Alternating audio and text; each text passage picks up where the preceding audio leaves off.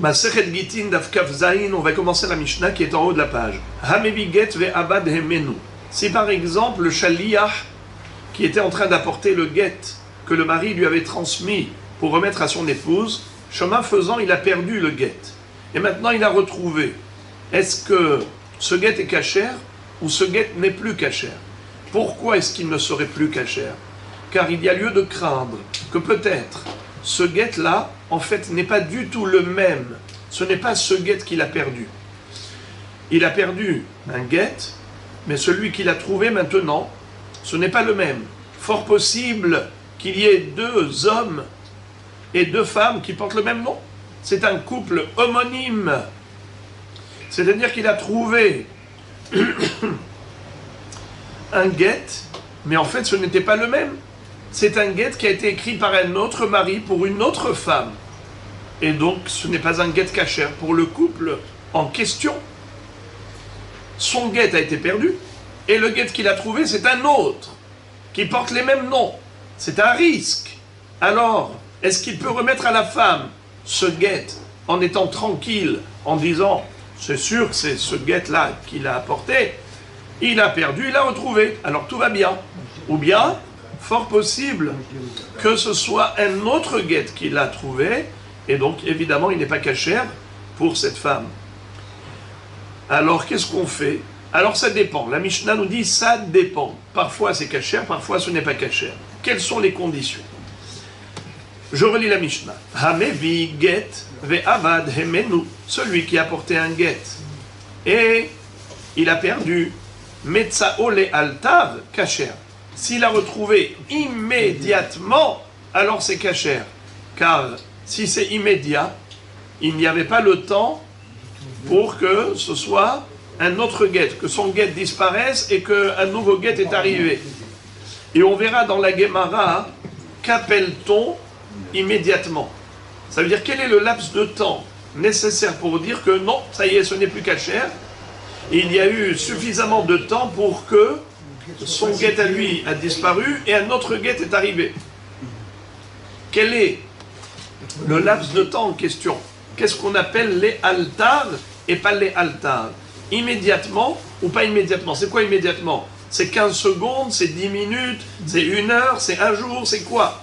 Alors on verra dans la Gemara qu'il y a une grande mahloquette à ce propos pour définir le laps de temps de les altars. Alors si c'est les altars, c'est cachère. Si ce n'est pas les altars, ce n'est plus cachère. Car fort possible que ce soit un autre get qu'il a trouvé. Donc pasoul. Vim lave pasoul. Par contre, dans quel cas il est cachère, même au-delà de ce laps de temps qu'on appelle les altars? Metzao behafisa ou bedluskema.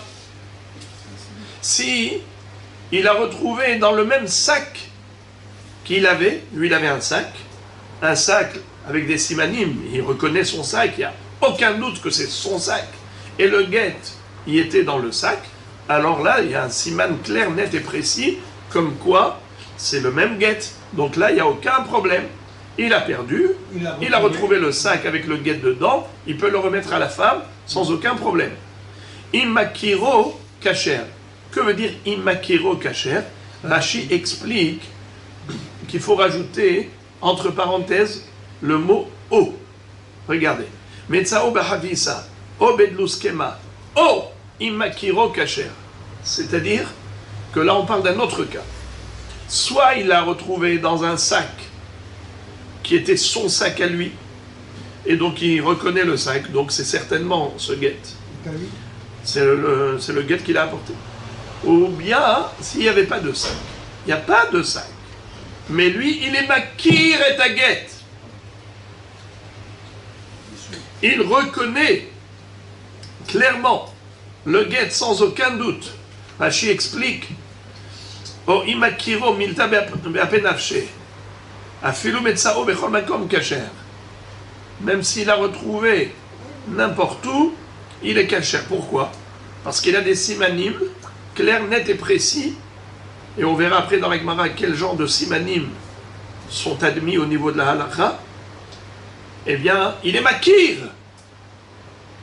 Est-ce que Bessimanim ou Betverot Aina? En tout cas, il n'a aucun doute que c'est ce guet. Dans ce cas-là, c'est cachère, il peut le remettre à la femme. Il n'y a pas à craindre que peut-être son guet a disparu et qu'il a trouvé maintenant un autre qui portait le même nom, puisqu'il est Makir et un guet. Gemara. La Gemara maintenant va poser une contradiction entre notre Mishnah et la Baraita suivante.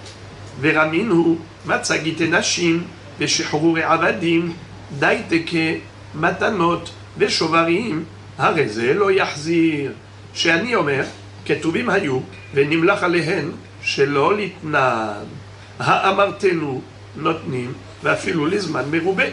Alors la Gemara demande, la Gemara pose une contradiction entre la Mishnah et la Baraita. Dans la Mishnah, on a vu que le guet n'est cachère que dans la mesure où il a retrouvé immédiatement, ou bien s'il le reconnaît. Mais s'il ne le reconnaît pas, et il ne l'a pas retrouvé immédiatement, dans ce cas-là, le guet n'est pas cachère. Car il y a lieu de craindre que peut-être ce guet qu'il a trouvé maintenant, ce n'est pas le même. Lui, il a perdu un guet qui a disparu. Et celui qu'il a trouvé, ce n'est pas du tout le même guet. Cette hypothèse peut arriver. Alors c'est vrai qu'il y a une faible probabilité d'avoir un deuxième guet avec les mêmes noms, mais ça peut arriver. Exactement. Les mêmes coordonnées, mais ça peut arriver. Alors la Gemara dit, ah bon, tu crains une chose pareille, que peut-être il y a quelqu'un d'autre qui porte le même nom, et sa femme porte le même nom, et il a perdu, et c'est ce guet. Et lui aussi, comme par hasard, lui aussi il a perdu ce guet. Et maintenant, il a retrouvé, le chaliar là, il a retrouvé non pas son guet à lui, mais le guet de quelqu'un d'autre, homonyme. Si c'est vrai, comment tu comprends la Baraïta qui dit juste le contraire? Qu'est-ce qu'elle dit la Baraïta? Matzagite nashim. Si quelqu'un a trouvé dans la rue un guet, Veshihrure avadim, ou bien un guet shihrur, c'est-à-dire, c'est quoi un guet shihrur? Un acte de libération de Revet Kenaani. Daiteke. C'est quoi Daiteke?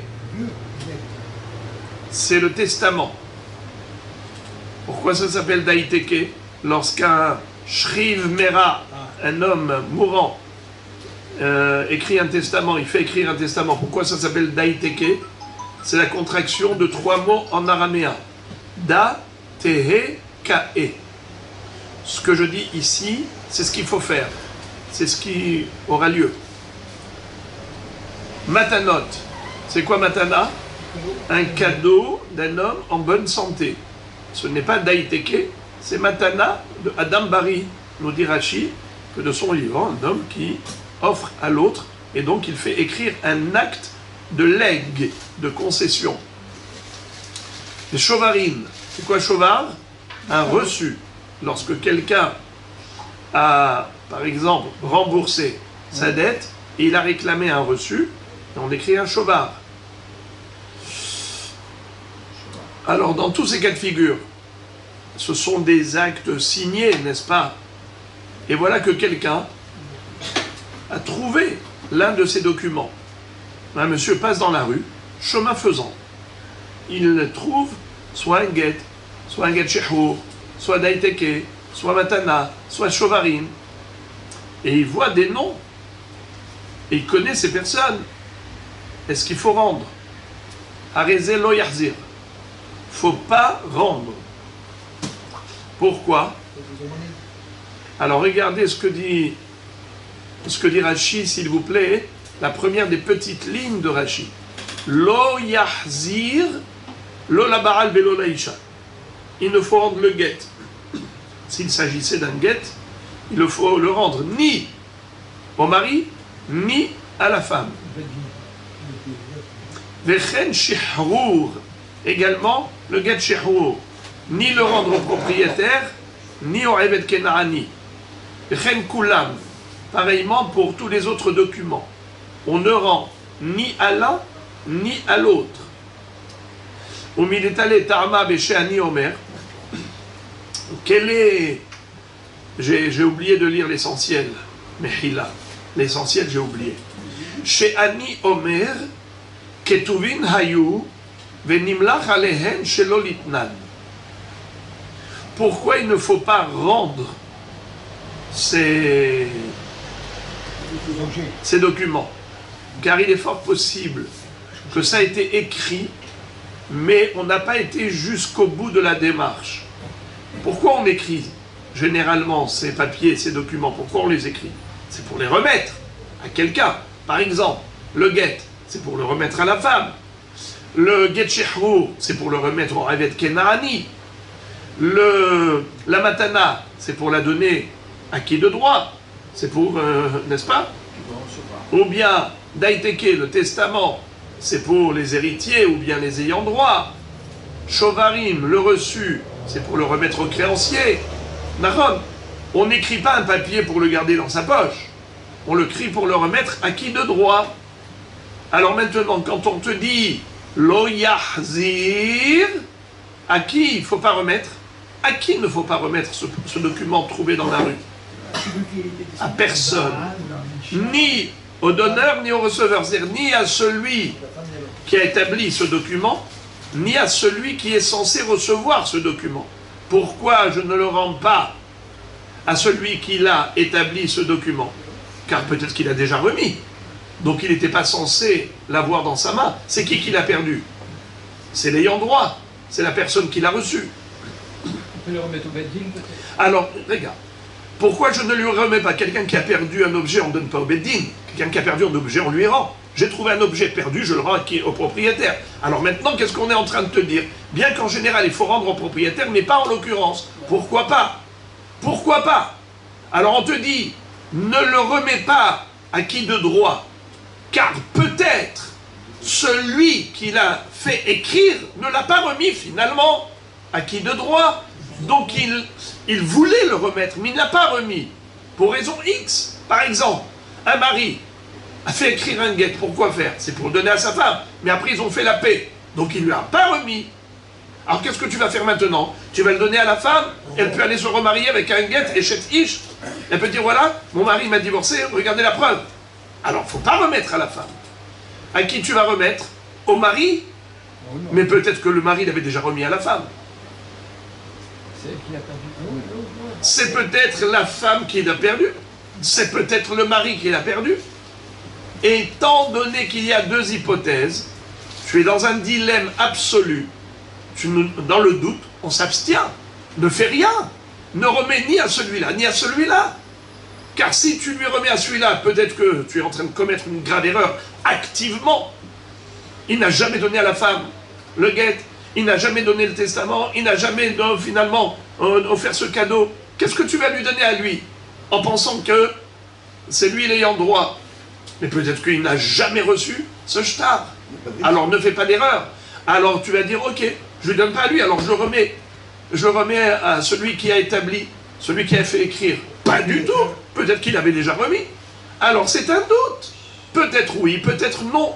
Dans le doute, on s'abstient. Tu ne rends ni à l'un, ni à l'autre. Chez Ani Omer, car je dis, c'est-à-dire je peux me dire, Ktuvinayu, c'est vrai qu'il les a écrits. Venimlach alehem shelo litnan. Peut-être qu'à la fin il a regretté, il ne les a pas remis. Alors sur quoi tu t'appuies pour aller remettre à l'un ou à l'autre? Ne remets ni à l'un ni à l'autre. Qu'est-ce qu'on déduit de cette baraïta pour dire que cette baraïta contredit notre Mishnah? Où vous voyez la contradiction, les amis? Aidez-moi s'il vous plaît. Où est-ce que vous voyez la contradiction? Il a écrit que si il est dans un endroit cachère, et c'est cachère, on peut le remettre, c'est cachère dans la Mishnah. Alors que là, on ne rend pas. Ça sent le remet. Ici, on trouve ça, alors il faut le rendre. Hein? Alors, en fait, vous ne pouvez pas deviner si on ne lit pas la Gemara elle-même. La Gemara nous dit comme ça. Ha amartenu notnim va'afilu lizman merube. Voilà comment la Gemara déduit de la Baraïta une contradiction avec notre Mishnah. C'est quoi la contradiction? La Baraïta nous a dit qu'il ne faut pas remettre le guet à la femme, ni même au mari. Naron, on ne remet pas le guet à qui que ce soit. Ils ont changé d'avis en temps. Car peut-être qu'il a changé d'avis. Mashma, sous-entendu que si le mari nous dit « Non, non, je n'ai pas changé d'avis, remettez-lui le guet, c'est bon, j'ai divorcé, je lui ai déjà remis le guet, rendez-lui, c'est à elle, donnez-lui cette preuve pour qu'elle aille se remarier. » Il avoue qu'il lui a donné le guet. Amartenu, ou d'autres expliquent Rashi, ils ont compris Rashi différemment. Que Rashi, quand à propos de Ténou, il leur dit Ténou non pas en tant que preuve, mais en tant que divorce. C'est-à-dire que il leur a dit donnez-lui. Imamar Baal Ténoula, chez Ani Ketaftivla, Notnim. C'est-à-dire que ici, le mari dit, moi je l'ai écrit, et je l'ai écrit pour le lui donner. Alors donnez-lui, car je veux la répudier, je veux divorcer. Alors il y a deux façons comment expliquer le ténou. Quand le mari dit ténou, donnez-lui le guet. De quoi on parle? D'un guet qui lui avait été déjà remis à la femme ou d'un guet qui n'a pas encore été remis à la femme et maintenant il veut le remettre? Les deux hypothèses sont possibles dans Rashi. A priori, Rashi parle d'un guet qui ne lui a pas encore été donné et c'est maintenant qu'il veut lui remettre. Il dit donnez-lui, car j'ai fait écrire un guet pour divorcer, je l'ai perdu, maintenant vous l'avez retrouvé, Toda Rabba, donnez-le lui, vous êtes mon chaliard, donnez-lui, donnez-lui. Quel est le deal? On peut lui donner. Et d'où est-ce qu'on déduit de Rashi que c'est de cela qu'il s'agit, et non pas d'un guet qu'il lui a déjà donné auparavant, mais d'un guet qu'il veut lui donner maintenant? Car Rashi, c'est très précis. Rashi dit Imamar Baal Ténoula chez Ani Ketavtiv la. Rashi aurait dû dire Ténoula chez Ani Natatila. Si vraiment c'est elle qui a perdu le guet, parce que le mari lui avait déjà donné, alors Rashi aurait dû dire que le mari prétend comme quoi il a déjà donné le guet à sa femme. Alors remettez-lui, que ça puisse au moins lui servir de preuve si elle veut se remarier. Mais Rashi a dit ketaftiv, je l'ai écrit, il n'a pas dit natati. Donc ça veut dire que le mari prétend qu'il a fait écrire ce guet par le sofer, il avait en main pour le remettre à sa femme, mais il a perdu. Et maintenant, vous l'avez retrouvé, Todarabban de l'avoir retrouvé. Allez-y lui remettre, car maintenant je voudrais la répudier. Eh bien, on voit que c'est cachère. On voit que c'est cachère. Et à Filou, Lisman Meroubé, même si c'est bien après. Alors voilà maintenant la contradiction. Je voudrais d'abord que vous compreniez convenablement la contradiction. Maintenant, on arrive au point de chute après tout le développement. Contradiction entre la Mishnah et la Braïta. La Mishnah a dit que celui qui trouve un guet, le guet n'est pas cachère. Car il se peut que le guet, c'est un homonyme. Les noms qui figurent dessus, c'est peut-être d'un autre couple. Et donc ce guet n'a pas été écrit pour ce couple, c'est chez l'Olishma, pas cachère. Donc ne le remets ni au mari ni à la femme, walou. Sauf si c'est les haltas. Si c'est immédiatement, on n'a pas eu le temps d'avoir un micmac, donc dans ce cas-là, il n'y a pas de problème. Mais si il y a eu un laps de temps suffisant pour que le premier guet a disparu et c'est un autre guet qui est arrivé, eh bien, pas soul, pas cachère. Pourtant, la Braïta nous dit qu'il n'y a aucune différence entre... Elle n'est pas entrée dans les détails, elle a juste dit quelqu'un qui a trouvé un guet, il a trouvé un guet Shechvo, il a trouvé Daiteke, Matanot, Shovarim, tu as trouvé, tu ne rends ni à l'un ni à l'autre. Pourquoi? Car peut-être qu'il lui avait remis, peut-être qu'il avait décidé de ne pas remettre. Donc tu ne sais pas. C'est peut-être un homonyme. Mashma que c'est seulement parce que il peut y avoir un litige. L'un va dire oui, tu me l'avais donné, l'autre dit je ne te l'ai jamais donné.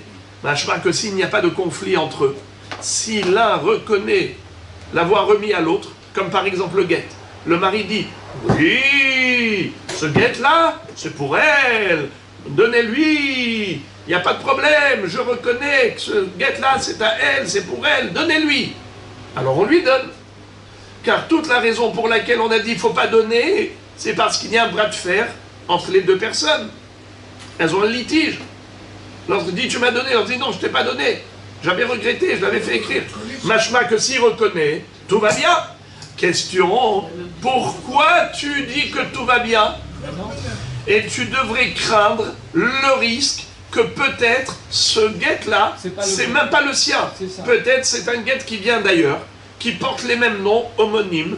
Et donc, même s'il reconnaît, il dit donnez-lui, donnez-lui, tu ne dois pas écouter le mari. Pourquoi tu ne dois pas écouter le mari?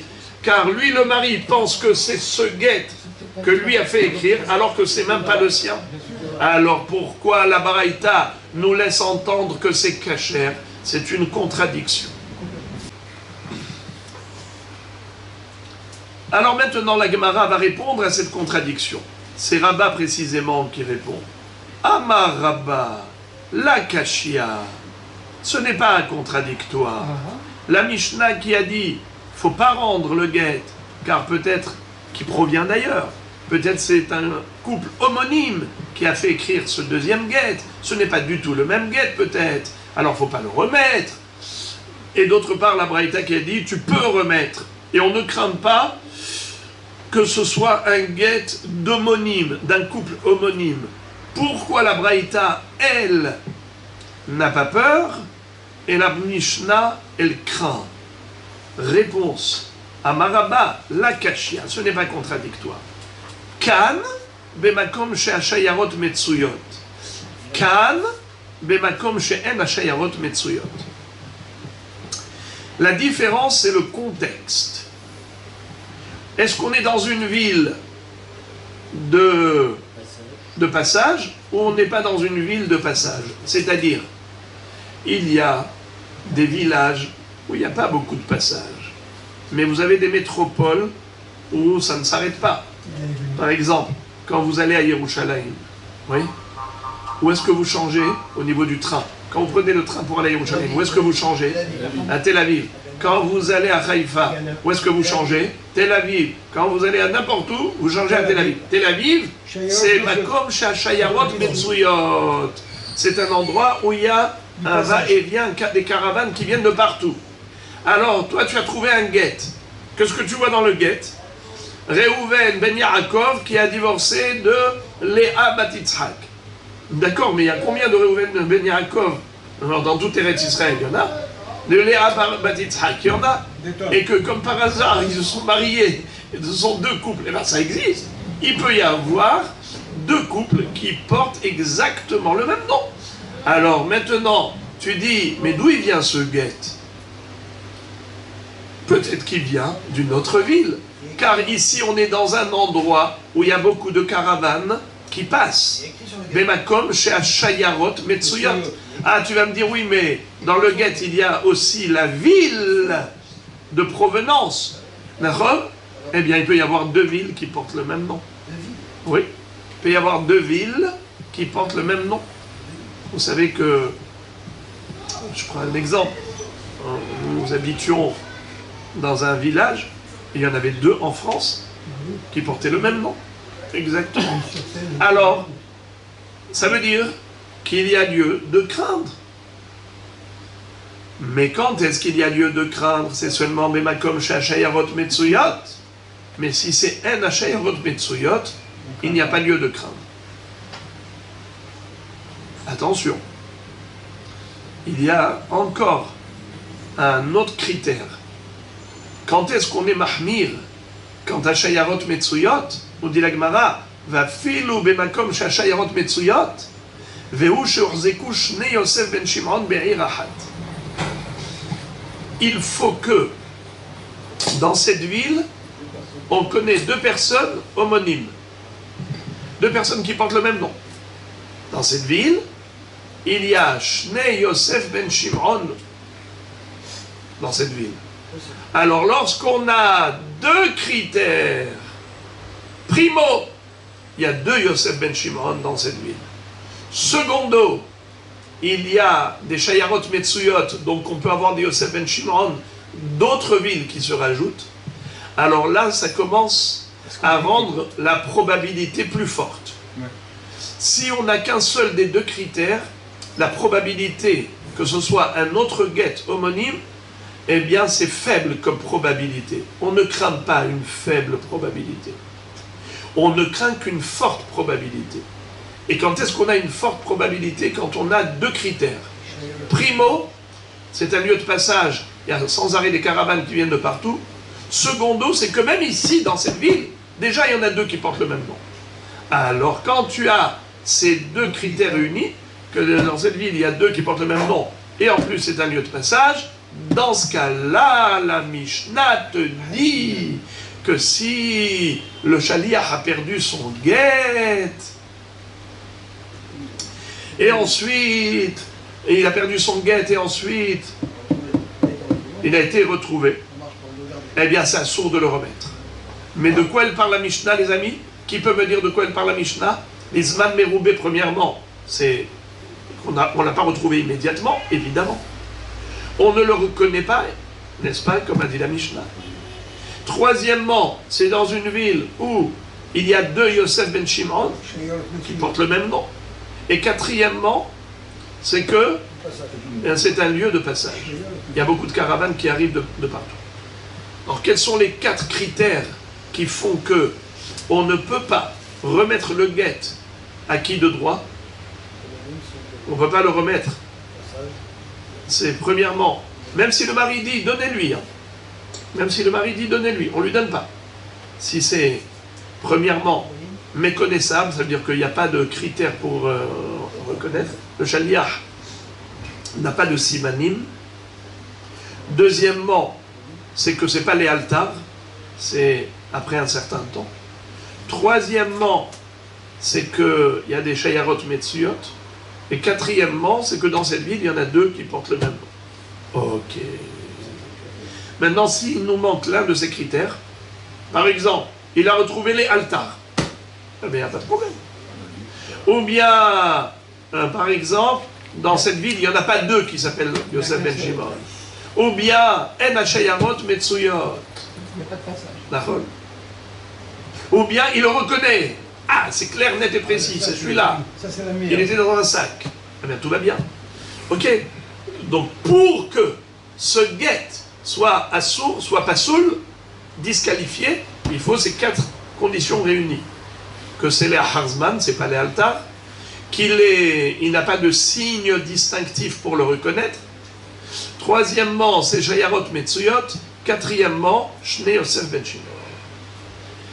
Alors, la Baraïta, qui a dit que c'est cachère, si le mari reconnaît et il dit oui, oui, c'est moi qui lui ai écrit, donnez-lui, même si c'est les Harzman, c'est cachère. Pourquoi?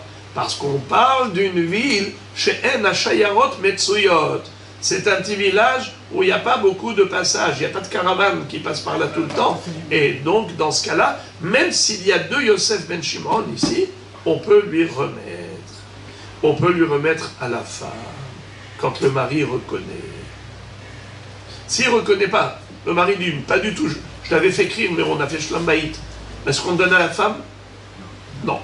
Est-ce qu'on le rend au mari? Non plus. Ça veut dire que. L'affaire est réglée. C'est-à-dire, dans le doute, on s'abstient, on fait rien. Alors voilà. Et la Gemara enfonce le clou. Et elle dit, ça c'est une belle réponse. Deilotemahachi, kashia, deraba à deraba. Si tu ne dis pas ça, que quand il y a 2 Yosef, qu'il faut qu'il y ait 2 Yosef ben Shimon pour craindre que ce soit un autre guet, si tu vas dire que même si on n'a pas 2 Yosef ben Shimon, juste le fait qu'il y ait des caravanes, déjà ça suffit pour craindre le risque que ce soit un guet qui vient d'ailleurs avec des homonymes, eh bien tu vas voir que Rabbaï se contredit. Et donc on est obligé de dire qu'il faut les 2 critères. Et un seul critère ne suffit pas. Je répète, Quand est-ce que le guet est pas soul?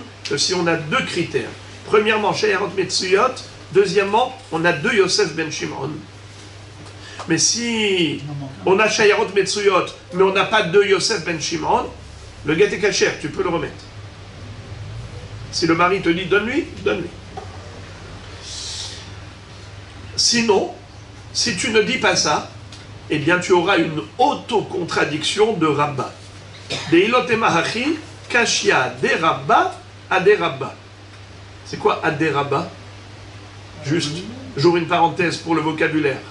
En araméen, le Aleph au début d'un mot, c'est comme en hébreu Al, sur. Rabba est en contradiction sur Rabba, avec Rabba. Autocontradiction. Car la Gemara raconte une histoire. Un jour, dans le Beddin de Ravuna, on a trouvé un guet par terre. Ve'ava katuv be, il était écrit dans ce guet. Ve'shavire mata de'al rachis nahara.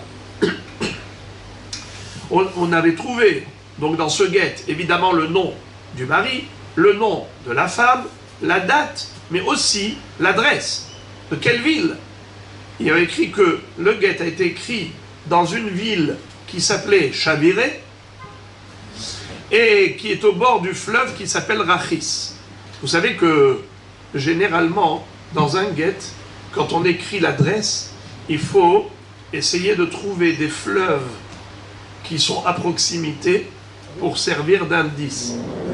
Oui, ouais, c'est un repère. Par exemple, en Seine-et-Marne. Non, mais en Israël. Ici, en Israël, par exemple, vous avez le Yarkon, vous avez la Kinneret, vous avez, donc c'est-à-dire que il faut trouver des puits pour dire cette ville, elle est à proximité de ce Nahar. Alors, Beshavire Mata, de Al-Rachis Nahara. Comment s'appelait le Mata? C'est quoi Mata déjà? La ville. La ville, Makom. Et c'est quoi Nahara? Le fleuve. Alors comment s'appelait la ville? Comment s'appelait le fleuve? Chaviré, c'est le Mata, la ville. Et Rachis, c'est le Nahar. D'accord? Le nom du fleuve. Ve'amar Ravuna, écoutez ce qu'a dit Ravuna. Hosheshim lishne chaviré. Ravuna a dit, ce guet n'est pas cachère. C'est-à-dire, ne le rendez pas à qui que ce soit. Car il se peut que non seulement les noms du mari et de la femme, c'est identique à un autre couple, ce sont des homonymes, mais en plus, il se peut que même la ville, elle est homonyme, qu'il y a une autre ville qui porte le même nom. Il est parti loin, hein? Haïshinan, Ishne Shavire Mata. Et donc, il ne faut pas le rendre à celui qui prétend qu'il a perdu. Il y a quelqu'un qui vient au Bédidi et dit « Rabotaï, Rabotaï, vous avez trouvé un guet, vous avez trouvé un guet, rendez-le-moi. » Et il leur donne les noms et tout. Ravuna, il dit non, ne le rendez pas. Ah mais, attendez, mais je suis de la ville de Chaviré. Il dit oui, mais il y a peut-être un autre Chaviré. Incroyable. Ok, alors maintenant, quand Ravuna a donné cette halakha, qui était là-bas comme élève et collègue de Ravuna? C'était Rabba. Amar li Rav Hizda li Rabba. Rav Hizda dit à Rabba, Pouk ve'ayen ba, dele urta ba'ila minach Ravuna. Il lui a dit, je te conseille vivement d'aller étudier ce sujet profondément, parce que Ravuna, il va te demander des preuves. Ravuna, ce soir, il va exiger de toi que tu lui fasses un exposé sur quoi tu t'appuies au niveau de la halakha et ainsi de suite. Alors je te conseille vivement d'étudier convenablement le sujet. Alors qu'est-ce qui s'est passé? Nafak, il est sorti. Dak, il a recherché dans les livres. Ve'ashkach, il a trouvé. Ditnan, il y a une Mishnah qui dit Kol ma'aseh beddin harezeh yahzir. Une Mishnah qui dit que à chaque fois qu'on trouve un shtar dans un beddin et qui était, ma'aseh beddin, excusez-moi, Maaseh Beddin, un shtar qui a été validé par le Beddin. Vous savez qu'est-ce que c'est que validation du Beddin? En général, tout document n'a de validation que si les signatures ont été authentifiées et certifiées conformes par le Beddin. Exemple, Réhouven réclame de l'argent à Shimon. Il lui dit, rends-moi les 10 000 shekels que je t'ai prêtés. Et voilà le shtar comme quoi je t'ai prêté. Shimon lui dit, n'importe quoi, je te connais ni d'Adam ni d'Ève. Il lui dit, alors c'est quoi ça? Tu vois pas de signature? Il lui a dit, mais tu as falsifié de signature, c'est trop facile. Alors qu'est-ce que fait le Beddin? Ils vont chercher soit les signataires, soit des gens qui reconnaissent les signatures. Ils disent, y a-t-il des gens qui reconnaissent les signatures? Et ils viennent, il y a deux Haïdim, ils disent, oui, on reconnaît. Alors le Beddin vont certifier conforme. Ils valident le shtar. Ça s'appelle en araméen henpek. Henpek, nafik. Ça veut dire que c'est quelque chose que ça y est maintenant, on peut faire sortir ce shtar et il peut servir à qui de droit. Une fois qu'il a été validé. Eh bien, ça s'appelle Maaseh Beddin. L'acte du Beddin. Quand un shtar a été validé, ça s'appelle Maaseh Beddin. Alors, il est écrit dans la Mishnah, dans cette Mishnah, Kol Maaseh Beddin, Areze Yahzir. Rashi explique. Hamotse shtar mekuyam bebeddin. Celui qui trouve un shtar mekuyam bebeddin qui a été validé au beddin, deleka lemihash lektuvin ayu venimlach alehem shelo litnam. Il n'y a pas de risque que celui qui l'a écrit, il a regretté. Parce que parfois, je peux écrire quelque chose et après je regrette. Donc j'ai pas été jusqu'au bout de la démarche, j'ai pas remis le shtar acquis de droit. Le lorabi de kayume shtara et la malvé, les achar shenim sar liyado, les haïshem ayamoto edim. Car généralement, un shtar de halva'a, qui est-ce qui va aller le valider? Dites-moi, qui est-ce qui valide un shtar de halva'a? Hein? Oui, mais qui demande au beddin de le valider? C'est le créancier ou c'est l'emprunteur? Évidemment que celui qui a tout intérêt à valider, c'est le malvé. Quand il vient le créancier, quand il vient réclamer son dû, que le beddin lui dise mais attends, peut-être que c'est faux, usage de faux.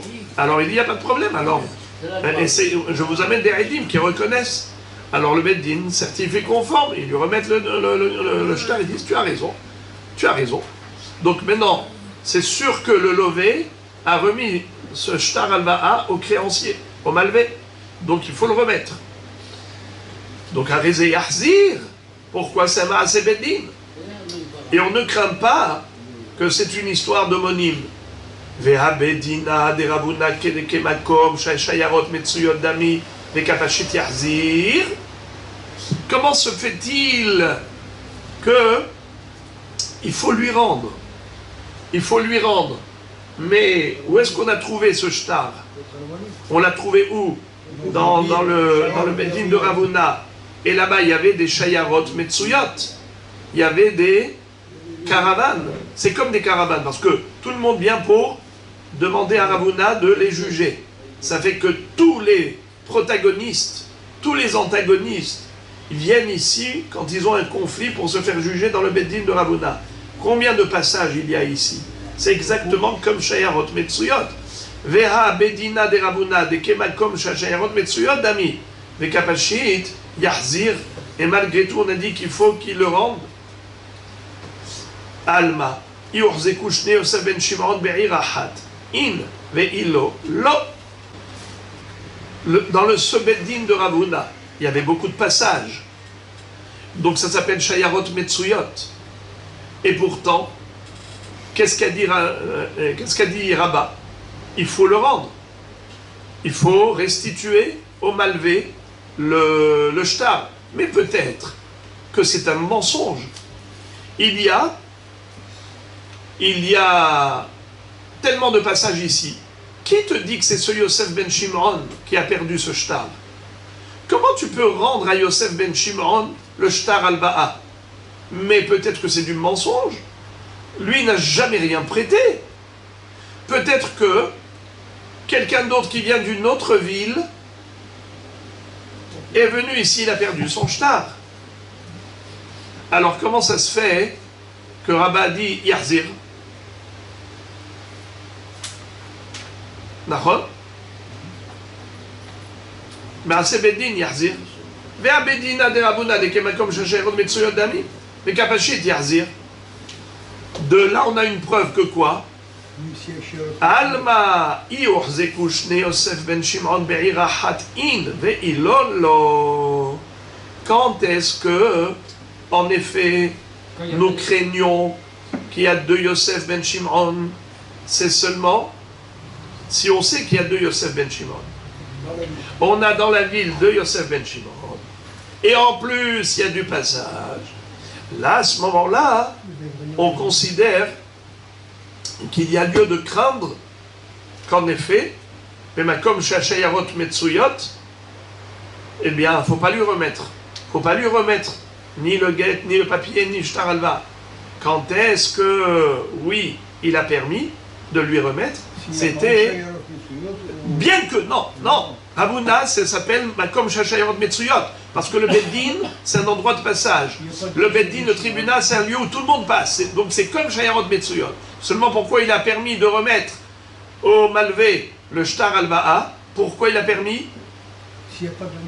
Bravo! Parce qu'il n'y avait pas deux personnes qui étaient reconnues comme des homonymes. Si on avait l'information, ok, mais jusqu'à preuve du contraire, on ne connaît qu'une seule personne qui porte ce nom. Il n'y a pas lieu de penser que peut-être il y en a une autre. Peut-être. Quoi peut-être? Alors, tu vois, bien qu'il y avait Shayarot Metsuyot, mais étant donné qu'on n'avait pas la certitude qu'il y a deux homonymes, deux personnes qui portent le même nom, eh bien on avait le droit de remettre. Alors, donc il faut dire qu'en effet, il faut les deux critères pour... Ça c'est la preuve, c'est comme ça que l'Agmara enfonce le clou. Il faut les deux critères pour craindre. Premièrement, Shayarot Metsuyot. Deuxièmement, qui sont notoires. Tout le monde le sait que dans cette ville, il y a deux personnes qui portent le même nom. C'est là où nous craignons. Mais si il n'y a pas deux personnes qui portent le même nom, il n'y a pas de raison de le priver de ce qui lui revient. Tu lui remets le guet. La Gemara fait dire à Rabba que ce qu'il a dit, que Bimakom Shachayarot Metsuyot, nous craignons de Yosef ben Shimon, à condition que ce soit notoire.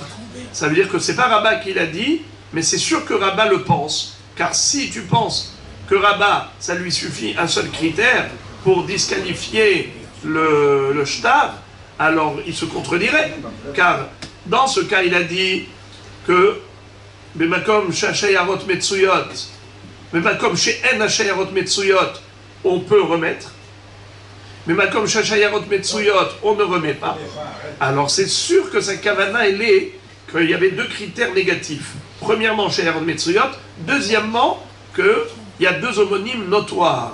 Car sinon, si tu ne dis pas ça, alors pourquoi au niveau de Rav Huna, quand on avait trouvé un shtar dans le Beddin de Rav Huna, il a dit qu'on peut le rendre à son propriétaire. Mais comment on peut le rendre à son propriétaire? Mais pourtant, le Beddin, c'est comme Makom Shachayarot Metsuyot. Et la Vadaï qu'il faut deux critères. Shayarot Metsuyot et aussi deux homonymes qui sont notoires. Maintenant, la Gemara raconte une histoire. Rabba Avad Uvda Be'aou Gita Deishtekach Bekitna Bepumbadita. Il était une Kishmarte. Une fois, Rabba avait appliqué cette halakha. C'est-à-dire que on a trouvé un guet dans une fabrique de lin. Là où on fabrique le lin. On a trouvé un guet. Et Rabba a dit, vous pouvez le remettre. Vous pouvez le remettre à la femme. Comment ça se fait?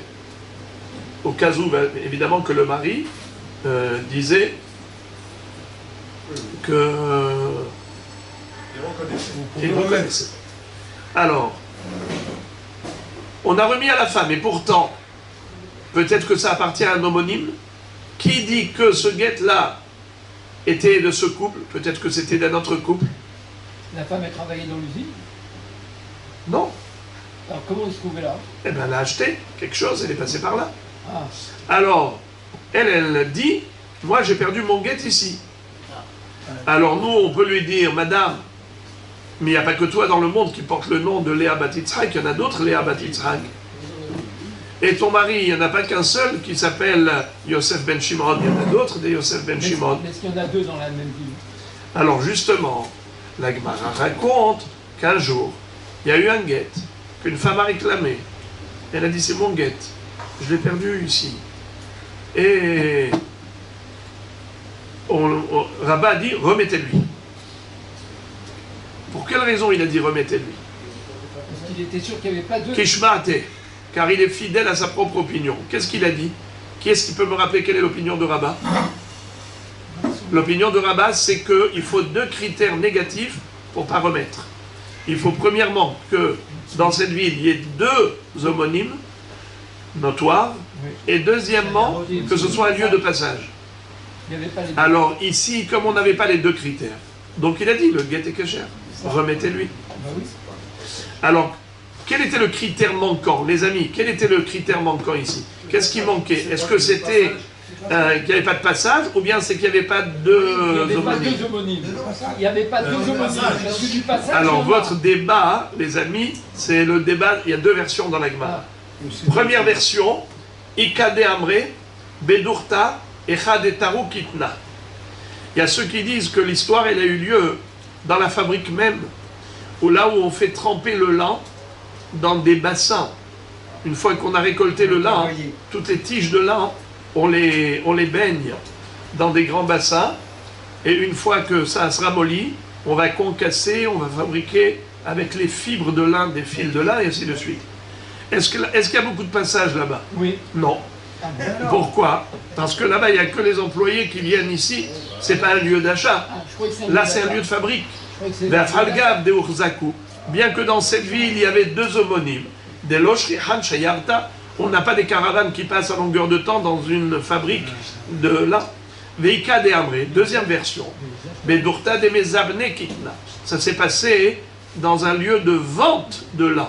Alors là, il y a plein de gens qui viennent acheter des rouleaux de tissu de lin pour fabriquer des costumes, des robes. Alors là, c'est un lieu de passage. C'est-à-dire, certes, il y avait beaucoup de chayarot qui passaient par là, mais il n'y avait pas deux homonymes notoires. Ok. Maintenant, la Gemara passe à un débat similaire, mais cette fois-ci, c'est Rabbi Zera qui parle. Rabbi Zera qui prend la parole. Rabbi Zera, Rame matniti nabaraita umshane. Tnan, hameli get ve'avademenu, im metza ole altar kasher, ve'im lav pasul. Rabbi Zera cite notre Mishnah, celle qu'on a étudiée ce matin. Qui est-ce qui se rappelle? Bravo. Première ligne de la page. Celui qui était porteur d'un guet, il a perdu. S'il a retrouvé immédiatement Kacher, sinon, s'il a retrouvé que bien plus tard, pas Kacher. Pourquoi? Peut-être que c'est tombé d'un homonyme. Ok. Pourtant, Véramine, on a appris dans une Baraïta, dans Masechet Baba Metzia, Matzaget Isha Bashuk. Si un homme a trouvé le guet d'une femme dans la rue, Bizman, chez Aba'al Modé, Yahazir la Isha. En Aba'al Modé lo Yahazir, lo lazé, velo lazé.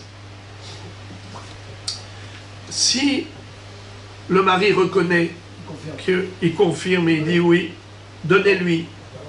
Modé, Omer Litnola, donnez-lui. Comme dit Rashi ici, donnez-lui, ça veut dire que, comme ça que les Mefarshim comprennent Rashi, donnez-lui non pas en tant que preuve, mais carrément en tant que divorce. Je n'avais pas encore divorcé, mais c'est moi qui l'ai fait écrire. Alors donnez-lui, je veux divorcer. Alors dans ce cas-là, tout va bien. Sinon, s'il ne reconnaît pas, le mari dit non, non, je l'ai fait écrire. Mais je lui ai jamais donné, je ne veux pas le donner, on a fait Shalom Baït, ne lui donnez pas. Alors, on ne lui donne pas la femme. Et qu'est-ce qu'on fait avec? On le rend mari?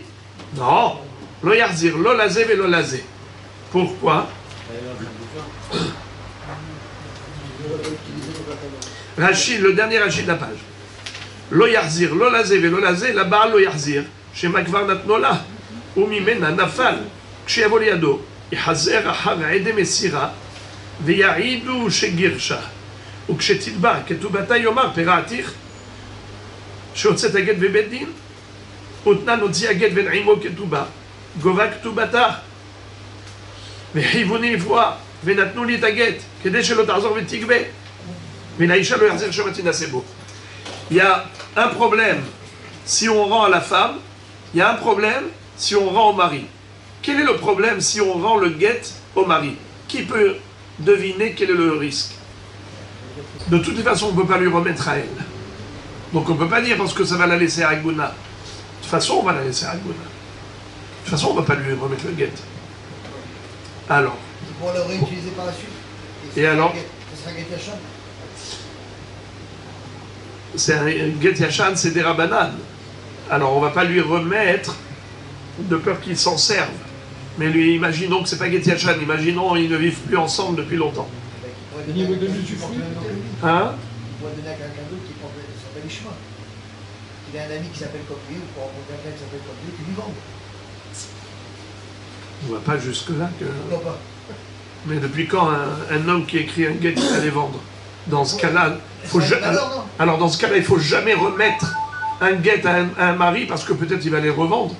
Si vous craignez que les gens commencent à faire du business avec le guet, on ne craint pas des choses pareilles.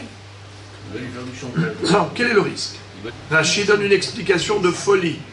Rachid dit que nous craignons qu'elle lui réclame la ketouba une deuxième fois.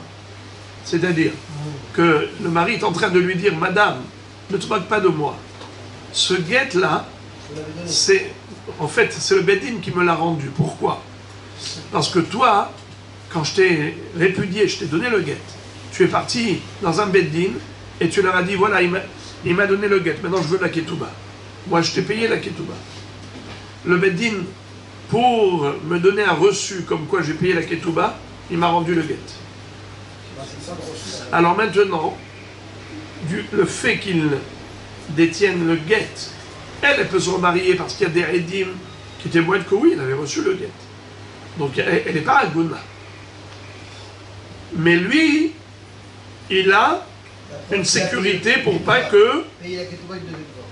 qu'elle réclame une ketouba une deuxième fois. Parce que si elle a le guet dans la main, elle peut réclamer une deuxième fois la ketouba. Alors le Beddin, qu'est-ce qu'ils ont fait? Quand moi je t'ai payé la ketouba, ils m'ont donné le guet. Et maintenant je l'ai perdu. Alors il réclame qu'on lui donne. Parce que ça lui servirait de preuve qu'il a payé la ketouba. Mais elle dit, menteur, c'est moi qui l'ai perdu, tu m'as jamais payé la ketouba. Rendez-le-moi. Alors maintenant, le trouveur de guet, il ne sait plus quoi faire. La femme réclame, le mari réclame. Qu'est-ce qu'on fait? Rien, bravo. On ne le rend ni au mari ni à la femme. Lo yarzir, lo lazé, lo lazé. C'est ce que dit la Braïta. Mais quand il paye une ketouba, il paye quoi? Maintenant, quelle est la contradiction? La Gemara fait... Non, mais il y a... Rabbi Zira nous dit... J'ai pas compris. Habizman she'aba'al modé, miyat yachzir laïcha, va'afilu lizman meroubé. Toute la raison pour laquelle il ne faut pas donner à la femme, c'est parce que le mari prétend qu'il ne faut pas lui donner, qu'elle va faire mauvais usage.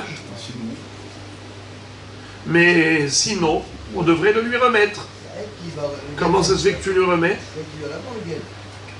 Mais peut-être que ça vient d'ailleurs. La Mishnah dit que un guet qu'on a trouvé par terre, on ne le remet pas à la fin. Car peut-être que c'est un homonyme. L'Isman Meroubé, si on a trouvé beaucoup de temps après, après la perte, eh bien, peut-être que c'est quelqu'un d'autre, un homonyme qui l'a perdu. Et toi, tu as trouvé un guet de l'homonyme. Contradiction. Shane, et Rabbi Zira a répondu la même réponse. כאן במקום שהשיירות מצויות, כאן במקום שאין השיירות מצויות. Ça dépend où on se trouve. Est-ce qu'on est dans une ville de passage ou dans une ville excentrée qui n'est pas une ville de passage? Si on est dans une ville de passage, il ne faut pas remettre. C'est de cela qu'il s'agit dans la Mishnah. Lo yahzir. Mais si on est dans une ville qui n'est pas de passage, alors dans ce cas-là, il faut rendre, tu peux rendre si le mari reconnaît, parce que on ne craint pas un homonyme. D'accord? Et Rachid dit, pardon, la Gemara dit, pas Rachid, la Gemara dit, Ikade Amre, Veu Sheorzeku, Hudelo Lihdar, Veinu de Rabba. Certains veulent dire que Rabbi Zera est d'accord avec Rabba, qu'il faut 2 critères. Pour dire qu'il ne faut pas lui rendre, il faut 2 critères. Premièrement, que c'est un endroit de passage. Deuxièmement, c'est que dans cette ville, on a 2 homonymes notoires. Exactement comme a dit Rabba. Veika de Amre. Et certains disent que non, Rabbi Zera n'est pas d'accord avec Rabba. Afalgam de l'Orzeku, l'Olihda, au pliga de Rabba. Même si on n'a pas 2 homonymes notoires dans cette ville, malgré tout, Rabbi Zera pense qu'il ne faut pas rendre à la femme. Pourquoi? Même si le mari reconnaît. Pour quelle raison? Car il se peut que Bichlal, c'est même pas son guet.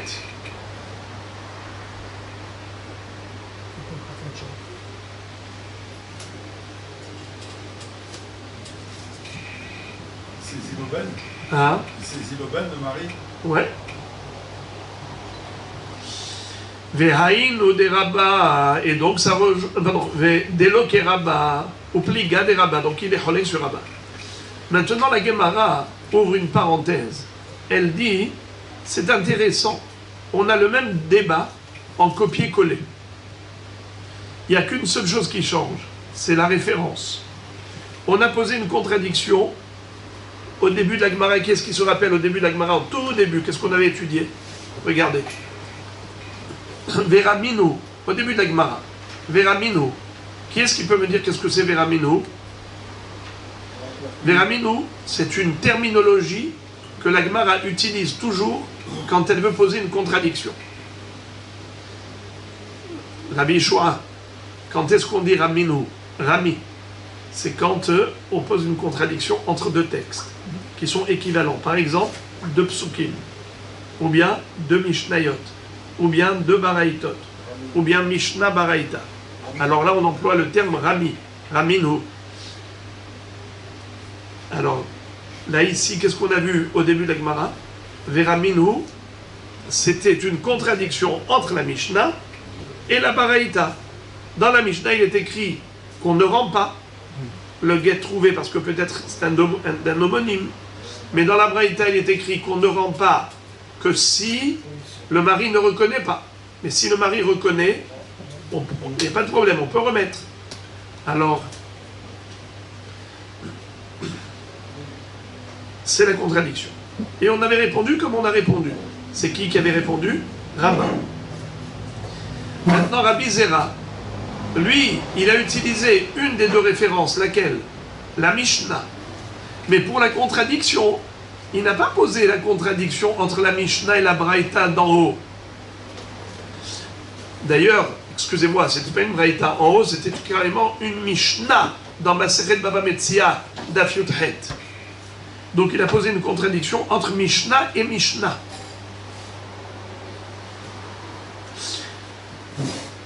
Pourquoi donc Rabbi Zera, il pose la contradiction entre la Mishnah et la Baraïta? Et Rabba pose une contradiction, Mishnah et Mishnah. Chers amis, si Rabbi Zera et Rabba pensent la même chose, pourquoi quand ils ont posé la question, ils n'ont pas cité les mêmes références pour présenter une contradiction? Ils ont présenté une contradiction, ils ont donné la même réponse. Mais pourquoi chacun a cité une autre référence de contradiction?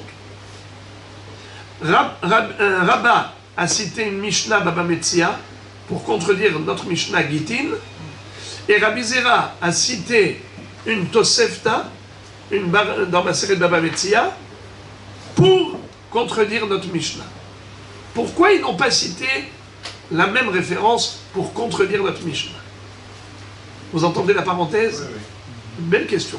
Parce qu'il y a une nuance sur le temps. Bien. Alors la Gemara nous dit comme ça. Bishlama de Rabba lo a marqué Rabbi Zera. Rabba n'a pas posé la même contradiction que Rabbi Zera. Matnitin alim alele akshuya. Rabba a préféré une référence d'une Mishnah dans Baba Metzia parce que c'est beaucoup plus fort. Quand vous posez une question comme celle-là, contradiction Mishnah, c'est de la bombe. Deux Mishnayot qui se contredisent, vous imaginez? Car une Mishnah, c'est plus fort qu'une Braïta.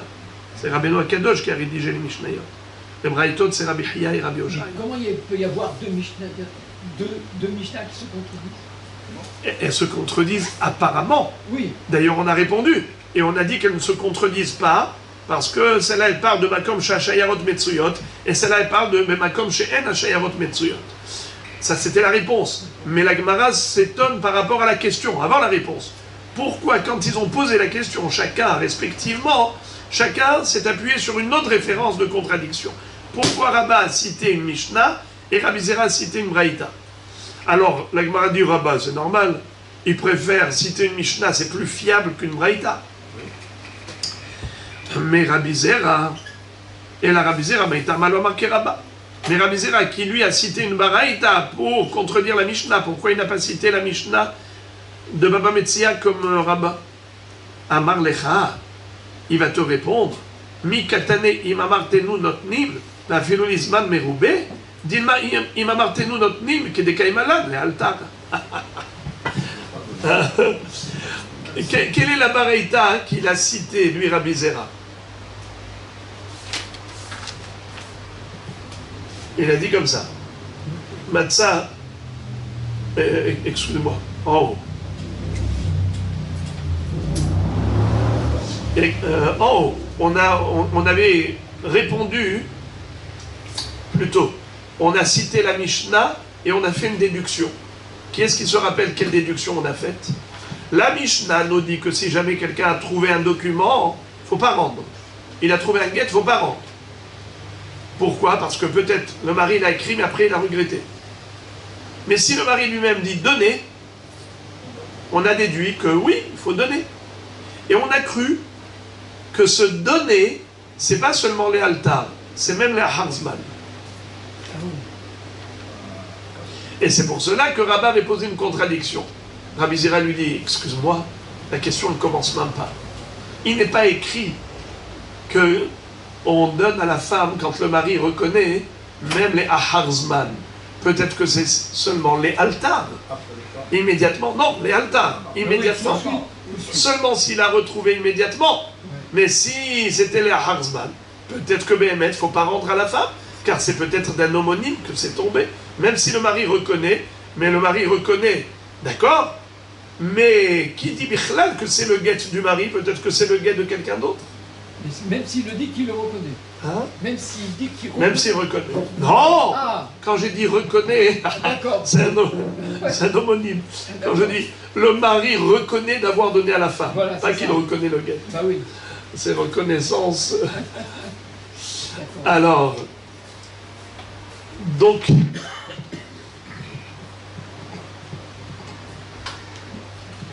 voilà pourquoi Rabbi Zera n'a pas voulu poser la contradiction à partir d'un Mishnah, parce qu'il dit il n'y a même pas de contradiction. La déduction que tu as faite d'un Mishnah, elle est erronée. Il est fort possible que quand la Mishnah dit qu'on ne lui rend pas, quand le mari ne reconnaît pas d'avoir écrit ce guet, mais s'il machma que s'il reconnaît, il faut lui rendre à la femme. Peut-être que c'est seulement si on l'a retrouvé. Les altars, qui dit que c'est même l'Isman Meroubé? On n'a aucune preuve. C'est pour ça que Rabbi Zera n'a pas voulu poser la contradiction à partir de la Mishnah, mais seulement à partir d'Abraïta.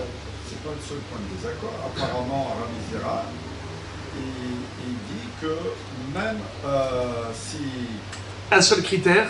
Oui, même si avec un seul critère, c'est-à-dire que s'il n'y avait pas deux homonymes notoires... Bravo, vous n'avez pas oublié, mais ça c'est Ika de Amré. C'est-à-dire que c'est une deuxième version. Il y a une version qui dit qu'il est d'accord avec Rabat, qu'il faut 2 critères, et selon une autre version, c'est comme vous avez dit. Mais tout ça, c'est par rapport à la réponse. Or, la parenthèse que la Gemara a ouverte, c'est par rapport à la question. Pourquoi Bichlal, quand ils ont voulu mettre en relief une contradiction entre 2 références mishnatiques de Tanaïm, alors il y en a un qui a cité 2 Mishnayot qui se contredisent, et l'autre a cité Mishnah Baraita. Alors Mishnah, ça se comprend, mais Mishnah, celui qui a dit Mishnah Baraita, pourquoi? Parce que lui il dit, il n'y a même pas de contradiction entre la Mishnah et la Mishnah. La déduction que tu as faite de la Mishnah dans Baba Metzia est une fausse déduction. Il n'y a pas écrit les altars. Il n'y a pas écrit, pardon, les Zman Meroubé. Ça peut être les altars. Maintenant, Rabbi Irmia Amar.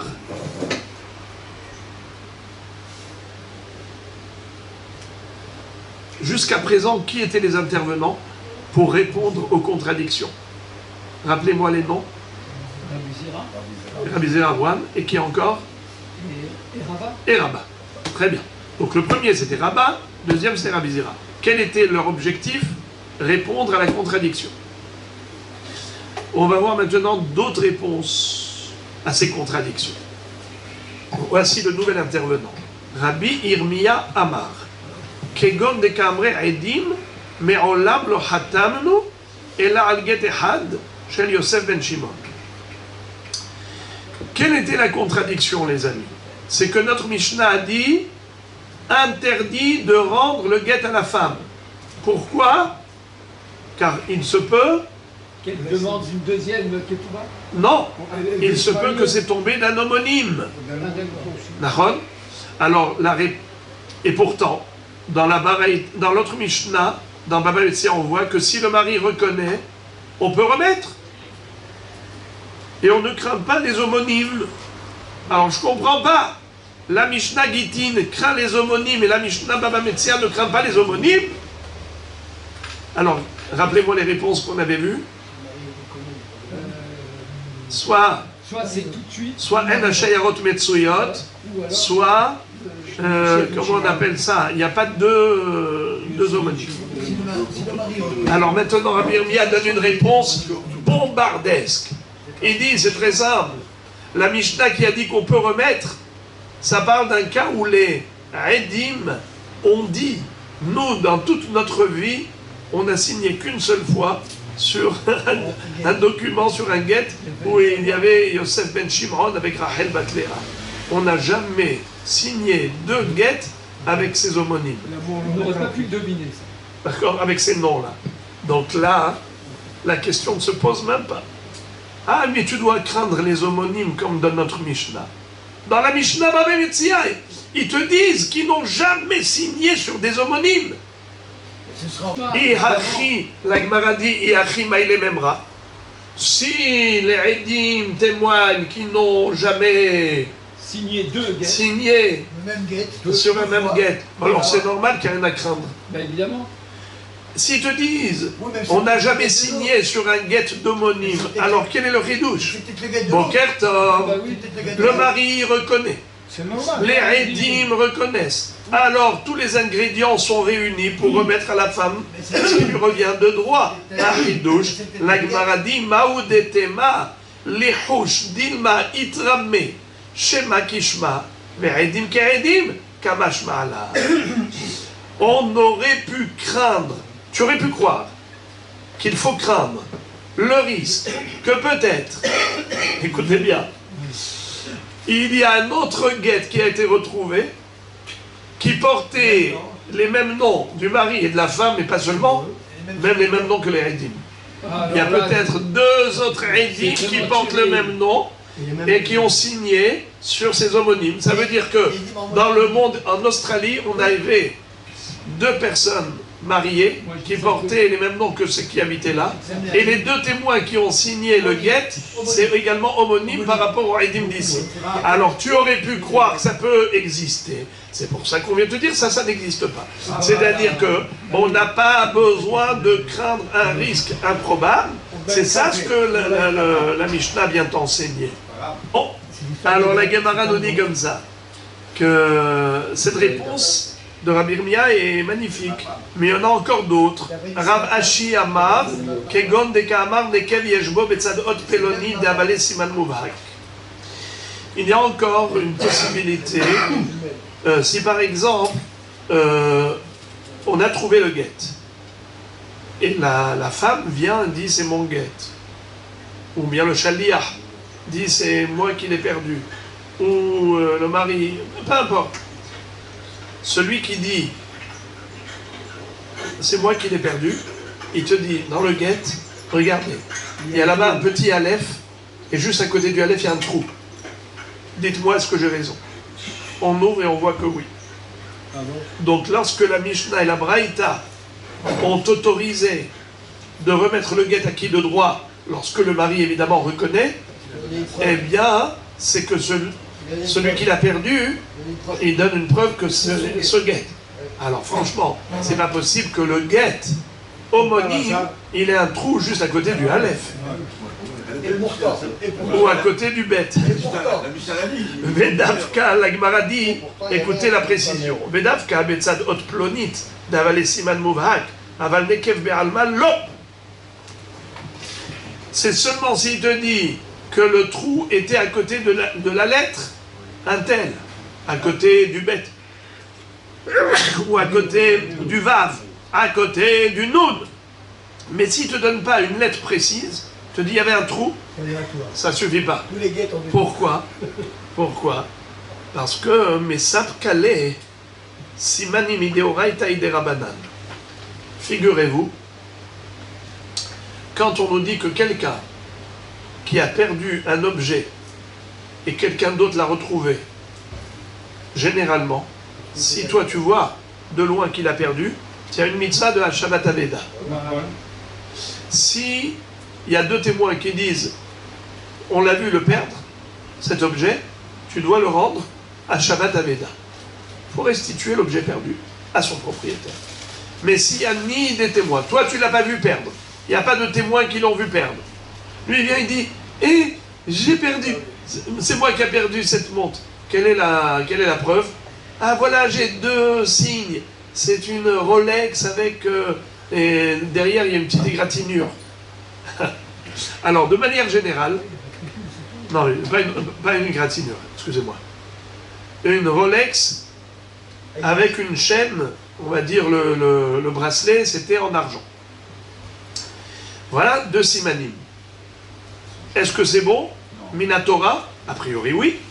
Mais c'est une mahloket. Est-ce que les simanim, c'est minatora ou bien est-ce que c'est que miderabanan? Peut-être que la Torah ne s'appuie pas sur des simanim. Par contre, c'est seulement pour des simanim généraux. Mais un siman muvhak, alors là, d'après tout le monde, c'est bon. Par exemple ici, siman muvhak, un siman très précis, c'est un trou à côté de la lettre nun. Ça, c'est déjà siman muvhak. Mais un trou dans le parchemin, ça c'est pas un siman muvhak. Ça, c'est juste un siman. Mais un siman, Rav Ashi, il a un safek. Est-ce que simanim, c'est deoraita? On peut s'appuyer sur des simanim pour restituer l'objet. C'est minatora ou pas? Si on dit que c'est minatora, alors même pour le guet, c'est valable. Il te dit, il y a un trou dans le parchemin, tu peux rendre. Mais si tu dis que c'est que miderabanan, alors les hachamim ont un pouvoir au niveau de la Shabbat Aveda, parce qu'on a un din, hefker beddin hefker. Un beddin a le droit de déposséder Réhouven au profit de Shimon. Donc même si on va dire que l'objet que le monsieur a trouvé, c'est à lui parce qu'il n'est pas obligé de le rendre à l'autre, vu que les simanim, c'est pas minatora. Mais si hachamim te disent rends-lui, ils ont un pouvoir de te déposséder pour le rendre à l'autre. Mais ça c'est valable que pour l'argent. Mais c'est pas valable pour un guet. Une femme qui est mariée, hachamim vont pas te dire, puisqu'il a un siman, et un siman alors donne à la femme. Mais la femme maintenant, qui n'est pas divorcée, tu vas lui remettre, Nahon, parce que c'est peut-être un guet qui est tombé d'un homonyme, tu vas lui remettre maintenant, ah oui, parce qu'il y avait un trou dans le parchemin. Mais alors, il peut y avoir un autre guet qui a un trou. Les simanim, c'est pas Minatora, c'est que Midera Banan, selon une chita. Si on dit que c'est que Midera Banan, alors Behemet, elle n'est pas divorcée, cette femme, avec un tel guet. Parce que peut-être que c'est le guet d'un homonyme. Ouais. Comment tu peux te permettre de lui remettre le guet? Alors, c'est pour ça que Ravashi dit, Davka Betzad Hot Peloni, le bonhomme te donne un siman, il te dit, Shnekev, il y a un trou, mais juste à côté de la lettre Nun, par exemple. Alors là, c'est siman Mouvahak, c'est Seder. Mais sinon, Ravashi n'a un safek. Est-ce que simanim, c'est de Horaïta ou c'est des Rabbanan? Donc ça ne suffit pas des simanim qui ne sont pas Mouvahakim pour remettre. Ça change quoi, ce soit la Des Rabbanan, Chachamim ne peuvent pas déraciner le din de la Torah. Si la Torah dit qu'elle est Eshet Ish, les Chachamim ne vont pas dire qu'elle est plus Eshet Ish. D'accord. Mais il déracine pas. Alors maintenant, on va voir tout de suite l'histoire de Tvirot Aena. Est-ce que le regard humain, un œil qui voit quelque chose, peut être suffisant en disant « Je reconnais, c'est moi qui ai perdu cet objet. » Regardez. Rabba Bar Hana Irkasle Gita Bemidrash. Rabba Bar Hana, il avait perdu un guet dans le Beth Midrash, alors que lui, il était porteur du guet. En tant que Shaliach, il a perdu au Beth Midrash. Et il y a quelqu'un qui l'a trouvé. Il lui dit « Mais je ne peux pas te le remettre. » La Mishnah dit que si c'est les Zman Meroubé, je ne peux pas te remettre. Amar Isimana Itli Begave, Itveodaina Itli Begave. Si vous voulez un signe, j'ai un signe. Si vous voulez le montrer, je peux le reconnaître. Ils lui ont montré, il a reconnu, et ils lui ont donné. À Deroua n'y allait, et il a continué sa mission, il a ramené le guet à la femme. Amar Loyadana et Mishum Simana Deroua, et Kassabre Simanim de Oraita, et Mishum Tvirut Ena, Vedav Katsura Midrabanan, Aval Inish Be'almalo. Il a dit, je ne sais pas pourquoi ils me l'ont rendu. Est-ce qu'ils se sont appuyés sur le siman que je leur ai donné, et donc ils pensent que simanim c'est valable min ha-Torah, ou bien est-ce qu'ils se sont appuyés sur ma reconnaissance? C'est-à-dire que j'ai regardé le guet, j'ai bien regardé de tous les côtés, j'aurais dit, écoutez, il ne fait aucun doute que c'est moi qui ai perdu ce guet. Je le reconnais, ce guet. Ça s'appelle Tvirot Ena, le regard de l'œil. Quand vous regardez quelque chose souvent, et bien après, vous arrivez à cerner. Vous savez que c'est cet objet, c'est celui-là et c'est pas un autre. Alors je ne sais pas. Sur quoi ils se sont appuyés? Sur Simana ou sur Tvirut Ena? Quelle est la différence, les amis? La différence, elle est que Tvirut Ena, quelqu'un qui regarde et il vous dit « je le reconnais », c'est seulement si c'est un Talmid Chacham, un Tsurva Mirabanan, un Tzadik, qui ne ment pas. Tu peux compter sur lui. Sa parole est une parole d'honneur. Mais tu ne peux pas compter sur n'importe qui. Par contre, si on dit qu'ils se sont appuyés sur le Siman, parce qu'ils pensent que Simanim c'est de Horaïta, alors là ça ne change plus rien. Que ce soit un homme crédible, Tamil Haram, ou un homme qui n'est pas crédible, ça ne change rien. Il t'a donné un Siman, et ben voilà, tu as la preuve que c'est lui qui l'a perdu. Il t'a dit le trou à côté de la lettre. Il t'a donné la lettre exacte. Veim lav pasouk.